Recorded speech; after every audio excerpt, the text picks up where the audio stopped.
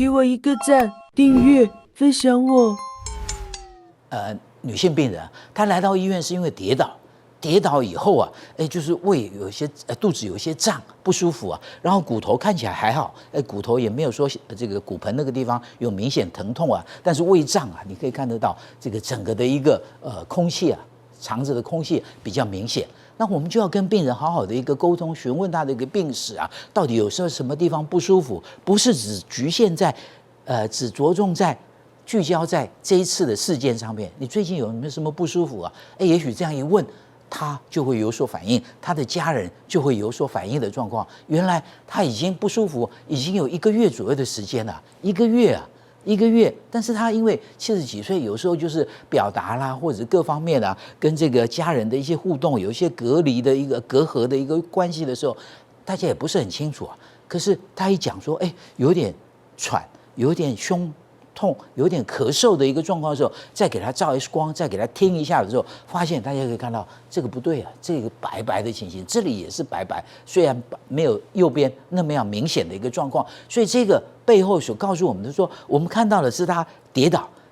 其实他没有骨折，肚子胀，其实肠胃道还好，最重要的问题是在上面了，所以。温言柔语的，我们跟他互动的一个结果，其实不用那个什么锤子啊，我们自然就解决的方案就会出来。我们会想到的就是肺泡里面这个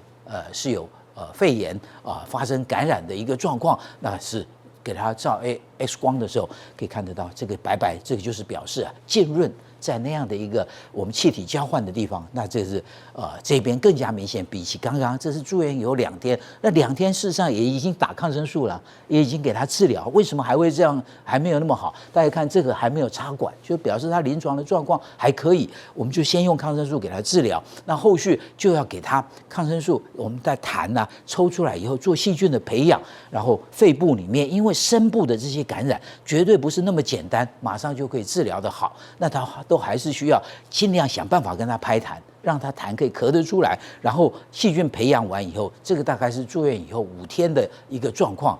电脑断层都是两边都有这样的一个浸润，这个跟新冠病毒肺炎是没有什么相关的，两边都有。那找到他病源，做细菌培养出来以后，他的病原菌到底是在哪里的时候，我们就要给他适合的抗生素治疗。再给他1个礼拜左右的抗生素治疗以后，大家可以看到他的 X 光从这样的情形变成这样的剔透恢复的情形，当然他喘的情形也会恢复得很好。所以一个症状只是告诉我们要去注意的事情，整体的一个了解恐怕是更重要的事情。